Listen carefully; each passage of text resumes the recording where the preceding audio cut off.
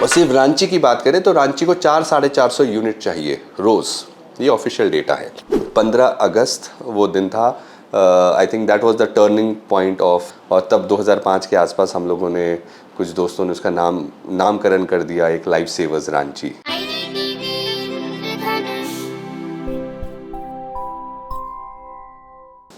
नमस्कार, मेरा नाम अतुल गेरा है और रांची का रहने वाला हूँ और मेरा जन्म भी रांची में ही हुआ, पढ़ाई भी रांची में हुई और रक्तदान मूवमेंट की वजह से लोग मुझे जानते हैं। और इस वजह से, क्योंकि हम लोग इस काम में कुछ सालों से बहुत सक्रिय रहे हैं और इसकी शुरुआत जो हुई वो एक, जब घर में ज़रूरत थी हमने कभी ऐसा रक्तदान किया और उसके बाद कोइंसिडेंस, मतलब जिस ब्लड बैंक में हमने किया वो हमारा नंबर दे दिया करते थे लोगों को और वो सभी का नंबर देते थे। लेकिन जब मुझे कॉल्स आने लगे तो उस वक्त, ये 2001-2 की बात है, तो उस वक्त एक एसएमएस भी 4-5 रुपये आना जाना लगता था और मेरे लिए उस वक्त वो एक रिक्रिएशन की तरह था। चूँकि बहुत छोटी उम्र से मुझे अपने बिज़नेस में इन्वॉल्व होना पड़ा, फैमिली बिज़नेस में। सो उससे मुझे थोड़ा सा निकलने का मौका मिल जाता था कि उस वक्त अगर किसी को डोनर को लेके जाने की ज़रूरत है तो वो माहौल ऐसा होता था कि आप उनको घर से लेंगे, ब्लड बैंक लेके जाएंगे, उसके बाद सुकुशल घर छोड़ के जाएंगे। सो अब जैसी समय उस वक्त तो नहीं था, आज से 23 साल पहले। सो वो जो आधा 1 घंटे का समय था वो मेरे लिए थोड़ा रिक्रिएशन था, थोड़ा एक मौका था कि थोड़ा आप अपने, इनफैक्ट ये जो हम बात कर रहे हैं उस वक्त अर्ली कॉलेजेस डेज़ की बात थी, क्योंकि मुझे पूरा समय ही उस काम में देना होता था। सो ये इस तरह से शुरुआत हुई और कई साल तक चीज़ें ऐसी ही चलती रही। हाँ, ये हुआ कि बहुत सारे लोगों के पास नंबर पहुंच गया, बहुत सारे दोस्त बन गए और बहुत सारे ऐसे सक्रिय लोग जुड़ते चले गए। और तब 2005 के आसपास हम लोगों ने, कुछ दोस्तों ने उसका नामकरण कर दिया एक लाइफ सेवर्स रांची। इस तरह से जब हमसे लोग पूछते थे कि कोई संस्था है, सो चूँकि एक आज भी एक प्योरली वॉलंटरी संस्था है, इसको जानबूझ के हमने ना रजिस्टर किया ना उसको स्ट्रक्चर दिया, तो एक वॉलंटरी बेस्ड संस्था है। लोग आते हैं जाते हैं, जो जब फ्री होता है वो उसमें जुड़ जाता है और बिज़ी रहता है तो अपने काम पे लग जाता है। तो इस पे किसी की कोई बाध्यता नहीं होती, ना समय की, लेकिन जितना रुझान जिसको होता है, जिस वक्त होता है, लोग जुड़े रहते हैं। लेकिन मुझे लगता है 2012 15 अगस्त वो दिन था, I think that was the turning point of lot of us जो हम लोग जुड़े हुए थे इस मुहिम से। और वो इस तरह हुआ कि हमारे एक मित्र ही कहेंगे, क्योंकि वो ऐसे तो वो स्वामी हैं, स्वामी निष्ठानंद जी योगदा आश्रम में, लेकिन उनसे मुलाकात मेरी बहुत अनऑफिशियल होती थी, क्योंकि एक दोस्ती जैसी दोस्ती हो गई थी उनसे किसी और कारण से। किसी एक बुक्स को लेके कहीं पे एक चर्चा हुई और मैं भी वहाँ था और कहीं से एक बातचीत शुरू हो गई। 15 अगस्त को हमने ये कैंप शुरू किया आईएमए हॉल में और कुछ 50-60 यूनिट इकट्ठा हुए। और उस साल तब ये समझ में आया कि हम जब एक मरीज़ के लिए इतनी मेहनत करते हैं, 10 लोगों को मैसेज करते हैं और फिर कोई एक व्यक्ति उसमें से रिप्लाई करता है और 2-3 घंटे चल जाते हैं। उस साल हम लोगों ने कुछ 60 कैंप लगाए रिम्स के लिए और ये इसी तरह चलता रहा। और उसके ठीक 1 साल बाद जेसैक्स के ही माध्यम से मुझे एक बड़े कॉन्फ्रेंस में जाने का मौका मिला और वो भी कॉन्फ्रेंस ऐसे लोग कराते थे जिन्होंने ब्लड डोनेशन मूवमेंट भारत में शुरू किया था। तो ये ब्लड बैंक जो पहला भारत में आया था वो कलकत्ता में आया था और देवव्रत दा उनका नाम है, वो अब तो बहुत उनकी उम्र हो गई। तो वो एक 5 साल में एक कॉन्फ्रेंस किया करते थे। हाँ, सो उस सेमिनार में, उस कॉन्फ्रेंस में मेरी मुलाकात एक व्यक्ति से हुई जिनका नाम विनय शेट्टी है और वहाँ हम लोगों को एक हीरा मिल गया। अब वो हीरा कौन था? उस व्यक्ति ने कई थैलेसेमिक सेंटर्स बनाए और एक संस्था है थिंक फाउंडेशन, उसके one of the founder member. और तब हमें वहाँ पे समझ में आया कि ये हर चीज़ जो हम दौड़ भाग करके करते थे वो मुंबई में हर चीज़ को कितने ऑर्गेनाइज्ड वे में करते थे। उतना ही एनर्जी हम भी लगा रहे थे, लेकिन अगर कुछ चंद लोगों तक या 50 लोगों तक हम फ़ायदा पहुंचा पा रहे थे मरीज़ों को, लेकिन उतना ही एनर्जी में वो उससे कई गुना ज़्यादा मरीज़ों को लाभान्वित कर रहे थे और साथ साथ उनकी डिग्निटी, उनका सम्मान, और उसको बहुत ही ईजी तरीके से, बहुत ही कन्वीनियंट तरीके से वो ब्लड उन तक पहुंच पा रहा था।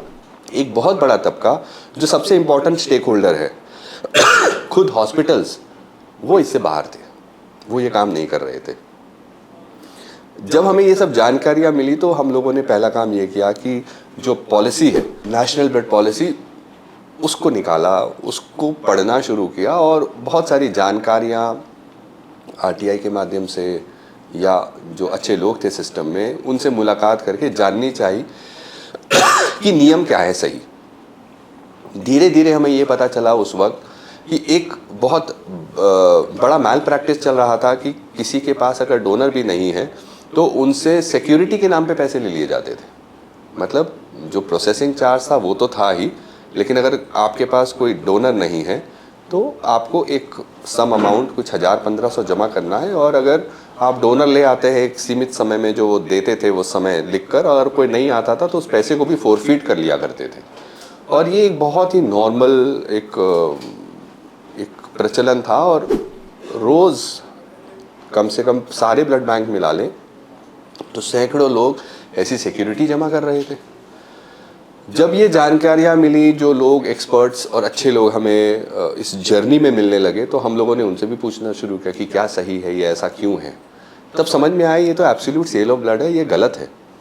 ये भी जानकारी मिली कि ये ब्लड जो इनफैक्ट जो रिप्लेसमेंट, वो जिसकी वजह से वो सिक्योरिटी जमा करना है, उस ब्लड बैंक को तो रिप्लेसमेंट ही नहीं लेना है।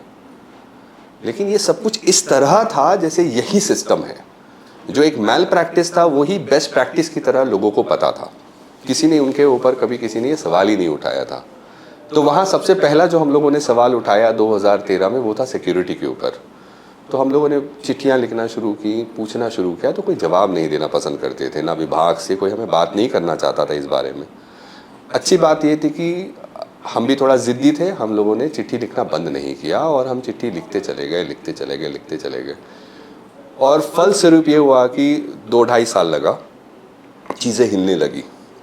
उस क्रम में बहुत सारी चीज़ें हुई, बहुत सारे ऐसे ब्लड बैंक को तकलीफ़ हुई, उनको लगा कि उनको जो फाइनेंशियल वो जो गलत इनकम हो रहा था वो बंद होगा। तो ऐसे बहुत सारे वाक़या हुए, बहुत सारी चीज़ें ऐसी हुई, बहुत सारे दबाव भी हुए कि ये क्यों बोल रहा है, इसको क्या मतलब है ये बातें करने की, इससे क्या लेना देना है करने की।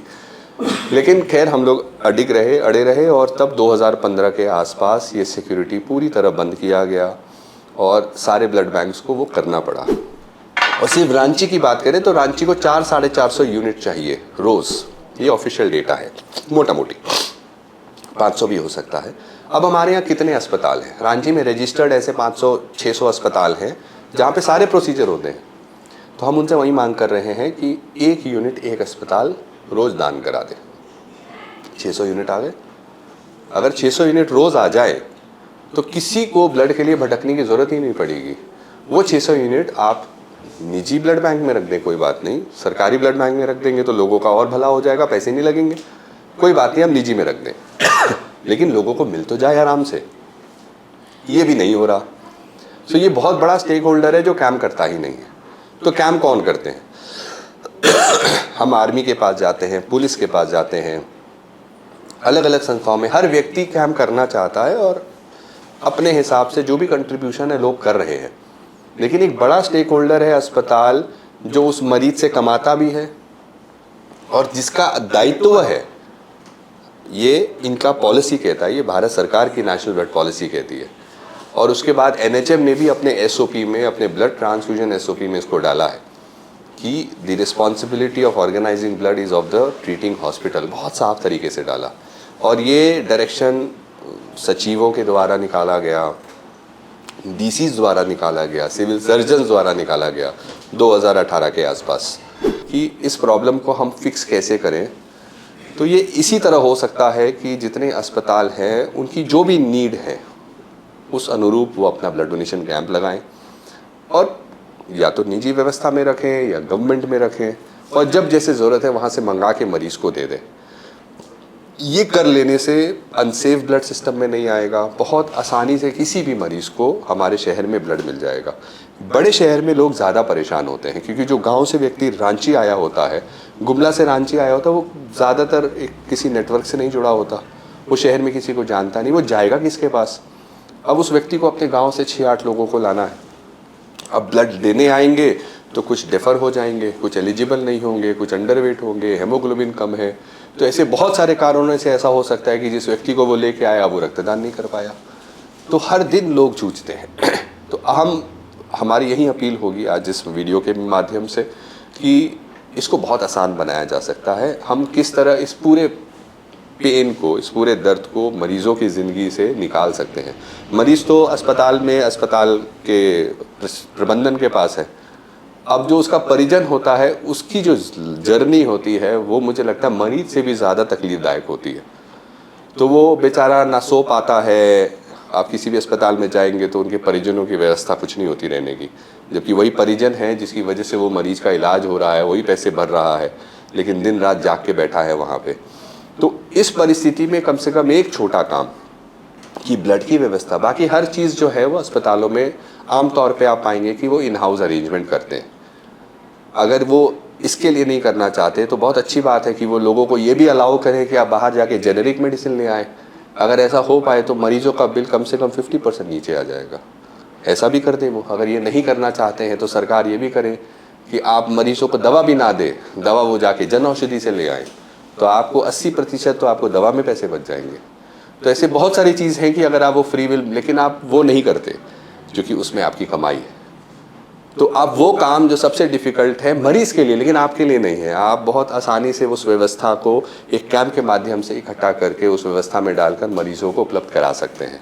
ये सिर्फ इच्छा शक्ति की बात है। आई थिंक कभी ना कभी ये जागरण होगा उनमें, और इसी तरह ये चलता रहा है। और इसीलिए हम लोग प्रयास करते हैं कि ज़्यादा से ज़्यादा कैंप हो। जितना कैंप होता है, जो ब्लड आता है, उतने लोगों को कम से कम मिलना आसान बनाता है, इसमें कोई शक नहीं।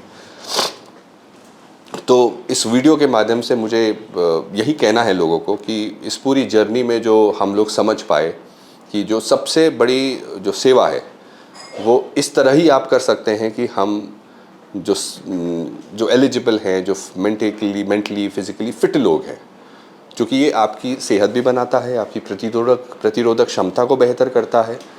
तो आप रक्तदान के साथ साथ और इस मुहिम को अगर बड़े स्वरूप में या छोटे स्वरूप में भी करना चाहते हैं, लेकिन अपने के आगे निकलकर अपने से कुछ और लोगों को जोड़कर करना चाहते हैं, तो एक शिविर, कई लोग हम लोग हैं जो शिविर के माध्यम से किसी भी सरकारी ब्लड बैंक को सपोर्ट कर कई ऐसे मरीज़ हैं जो वहाँ से लेना उनको आसान बना सकते हैं। तो इसी तरह ये जर्नी चलती रही है। और चूँकि ये बहुत साल से हम लोग लगे हैं तो बहुत लोग जानते हैं, बहुत लोग हमें कॉल भी करते हैं कि ब्लड की आवश्यकता है, और ह्यूमनली पॉसिबल भी नहीं हो पाता कि इतने कॉल्स आते हैं। तो हमारे लिए इस वक्त सबसे सूटेबल ये है कि हम उस व्यवस्था को ही ठीक करें, क्योंकि बहुत कम लोग हैं उस काम में लगे हैं। चूँकि आपको प्रशासन से, विभाग से, इन अस्पतालों से बिल्कुल हेड ऑन सामने लड़ना पड़ता है। आज इस वीडियो में भी हमने जितनी बातें कही हैं उनको पसंद नहीं आएंगी कि ये ऐसा क्यों कह रहा है, लेकिन अब वो मुझे तो नहीं रोक पाते, लेकिन कई ऐसे लोग जुड़ते हैं और दूर कर दिए जाते हैं कि आप ये ना बोलें, जो चल रहा है उसे चलने दें। लेकिन अंत में तो ये सरकार की जिम्मेदारी है। ये जो नेशनल ब्लड पॉलिसी जिससे ये ज्ञान हमें मिला है, ये हमने तो बनाया नहीं था, ये सरकार ने बनाया था। और जब सरकारें ये सब नेशनल पॉलिसी लेवल पे ऐसी पॉलिसी बनाते हैं तो वो भी कुछ ऐसे ही बिना सोचे नहीं बनाते, दुनिया में क्या चल रहा है उसको देख के बनाते हैं। जो बेस्ट प्रैक्टिस देशों में चल रहा है, दूसरे देश में लोगों को कैसे ब्लड मिल जाता है बहुत आसानी से, किस देश में बिल्कुल भी ब्लड की दिक्कत नहीं होती मरीजों को, ऐसे ऐसे देशों से समझ के ऐसे विज्ञान लोग बैठ के ऐसी पॉलिसी बनाते हैं। तो इतने देश ने ये काम कर लिया, वहाँ सब अस्पताल कैंप लगाते हैं, हमारे देश में क्यों नहीं? हमारे देश में तो ये सब बहुत प्रिविलेज्ड लॉट हैं जो बहुत सक्षम हैं, एक अच्छा नेटवर्क है उनका, और हर मायने से वो बहुत सक्षम है। यही जर्नी रही है अभी तक कि हम लोग आज भी प्रयासरत हैं कि अस्पताल कैंप करना शुरू करें। ये काम तो सरकार का है, वो नहीं करा पा रहे हैं, कारण तो हमें नहीं पता, लेकिन ये बात हम हर ऐसे मौके पे हम लोग करते हैं, सरकार तक अपनी बात पहुंचाते हैं कि अगर ये आप कर पाएँ तो बहुत ही आसानी से हम इस ब्लड क्राइसिस को, लोग इतने परेशान होते हैं, ब्लड नहीं मिलता है समय से, खासकर एक बड़ा लॉट है जैसे थैलेसीमिया। कई लोग ऐसे हैं जो अपने बैड एक्सपीरियंस है कि हमने कभी ब्लड दिया, हमें नहीं मिला तो हम नहीं देते हैं अब। लेकिन हम उनके बारे में क्या सोचते हैं कि जिनको हर 15 दिन में ब्लड चाहिए। ये एक बहुत बड़ा, सिर्फ रांची में 700-800 ऐसे पेशेंट्स हैं जिनको थैलेसीमिया, ऐसे बच्चे हैं, थैलेसीमिया है, ए प्लास्टिक एनीमिया के बच्चे हैं, सिकल सेल के बच्चे हैं, जो पूरी तरह रांची पर निर्भर है। और ऐसे ही कैंप जो हर दिन लगते हैं, उनसे उनको ब्लड मिल पाता है बहुत ही आसानी से। यही प्रयास रहता है कि कम से कम वो एक बड़ा लॉट है जिसको हर 15 दिन ब्लड की आवश्यकता होती है, उनको ब्लड आसानी से मिल जाए।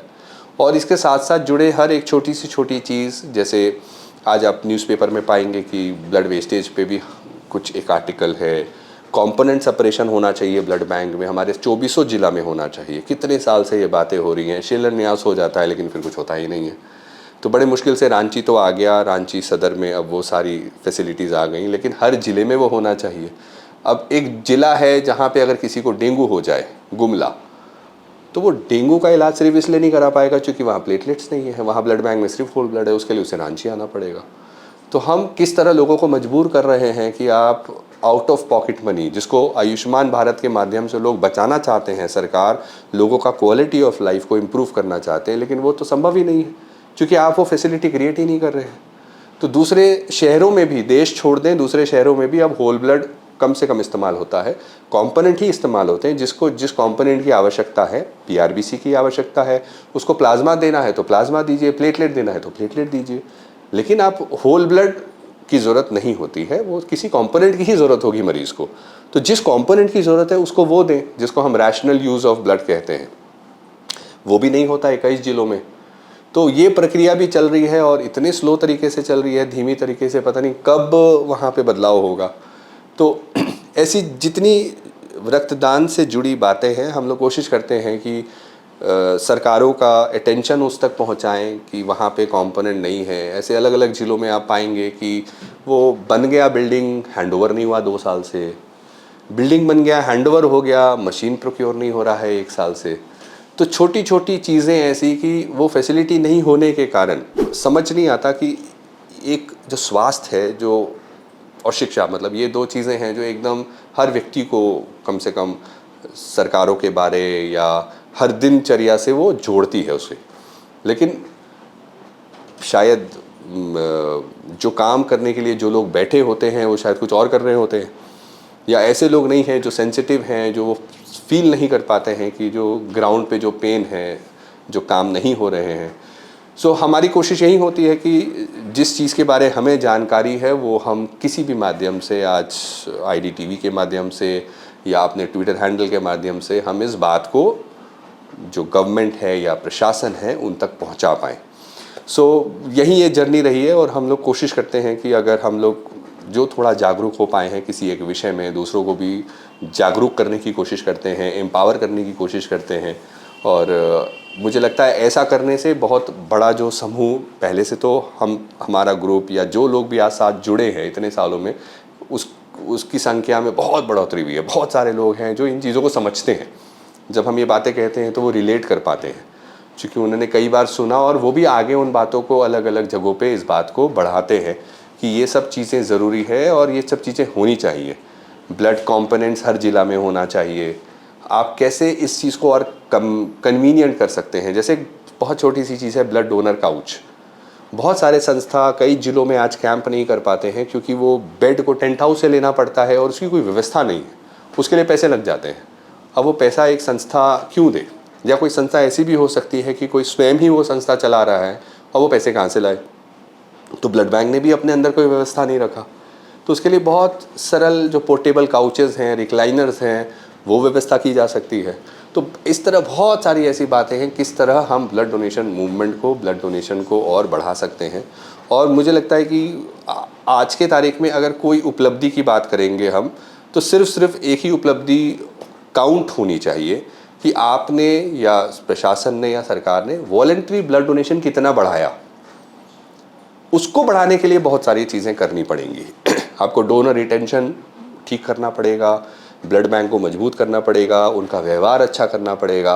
और सबसे बड़ी बात कि जब लोगों को ज़रूरत है तब आप अपना दरवाज़ा नहीं खोलेंगे तो फिर देने वाला भी नाराज़ होगा। तो आपको कितना ईजी करना होगा, कितना कन्वीनियंट करना पड़ेगा, कितना अपने सिस्टम को पेशेंट फ्रेंडली करना पड़ेगा कि लोग जब आपके साथ आए और उनको वो जो चीज़ चाहिए जान बचाने के लिए, जिसको ब्लड कहेंगे, वो एक ड्रग है और ड्रग एंड कॉस्मेटिक एक्ट दवा माना जाता है कि जिसको वो जीवन रक्षक दवा है, वो जिस वक्त जिसको चाहिए उसकी जान भी जा सकती है अगर उस वक्त उसे ना मिले। तो ऐसे समय में उसको वो दवा आसानी से मिल जाए। हम अगर ऐसे सिस्टम्स क्रिएट कर पाएँ तो लोग जुड़ेंगे, लोगों का रुझान होगा रक्तदान पे, और तब इस जर्नी को सरकारों के लिए भी, प्रशासन के लिए भी बढ़ाना और चलाना बहुत आसान हो जाएगा। तो देखिए, दो अच्छी बातें ये है कि कोई व्यक्ति समय इसलिए अगर दे पाता है जब उसके पास बहुत सारी चिंताएं जो हैं अपनी रोज़ी रोटी की ना हो या अपने परिवार की रोज़ी रोटी की ना हो, तो ये श्रेय तो मेरे माता पिता को जाएगा कि मुझे कुछ पहले विरासत में मिल गया कि जो चीज़ें पहले से चल रही थी मुझे उसमें बस जुड़ जाना था। अच्छा, जुड़ने के बाद चीज़ों को बस ऑर्गेनाइज कर देना था कि अगर आपके पास जो चीज़ें पहले से हैं और वो एक ऐसे मोड में चलें जिसमें आप सिस्टम्स क्रिएट करें, जो बेस्ट प्रैक्टिसेस क्रिएट करें, जैसे कि सारा काम पक्का कर लें, कोई काम कच्चा ना करें, सारा काम एकदम प्रॉपर ऑन पेपर्स करें, तो चीज़ें आसान हो जाती हैं। तो एक तो वो, एंड दूसरा आप अच्छे मैन पावर लगा के उनको अच्छी सैलरी दे के अपना समय खरीद सकते हैं। मतलब समबडी कैन रिप्लेस यू। तो मुझे लगता है जहाँ मुझे कोई रिप्लेस कर सकता है तो हम वो करना चाहेंगे। या अब धीरे धीरे मुझे ये भी समझ में आया कि हम वो हर जगह से जाना भी बचते हैं जहाँ पे I am no value addition. अगर आप मुझे किसी ऐसी जगह बुला लेंगे कि जहाँ मुझे 1 घंटा बैठना है और उसके बाद आप मुझे सम्मान देंगे, तो ये मेरे लिए वैल्यू एडिशन नहीं है, मुझे लगता है आपके लिए भी नहीं होगा। सो हम ऐसी जगह जाना चाहेंगे जहाँ पे हम कोई वैल्यू ऐड करें। तो अब जब ये सब चीज़ें ऐसा करके समझ में आता है तो आप अपना समय उन चीज़ों में देते हैं जहाँ पे आप किसी के लिए छोटा भी, एक बहुत ही छोटे स्वरूप में कोई चेंज ला सकें। ऐसी बहुत संस्थाओं से धीरे धीरे मुझे मौका मिला एग्ज़िट होने का, क्योंकि मुझे बाद में समझ में आया कि अब मेरे रहने या नहीं रहने से बहुत फ़र्क नहीं पड़ता, ये बहुत अच्छा चल रहा है। मेरे रहने से यहाँ पे ऐसा कुछ बहुत बदलाव नहीं है, तो क्यों ना हम अपना समय वहाँ दें जहाँ पे मेरे रहने से कोई बदलाव हो। सो कोशिश यही होती है कि कहीं भी जाएं और अपना समय वहीं पर दें जहाँ हम कोई मीनिंगफुली कुछ वैल्यू एडिशन कर पाएँ। और ये आपको अच्छा रहने के लिए और अच्छी आदतों में रहने के लिए भी, और इससे बहुत प्रेरित करता है और आपको सोशली भी बहुत कॉन्शियस रखता है। सो आई थिंक ऐसे कामों से जुड़ने के बड़े फ़ायदे हैं और लोगों को अपने प्रोफेशनल लाइफ से उठकर ये सब ज़रूर करना चाहिए। धन्यवाद।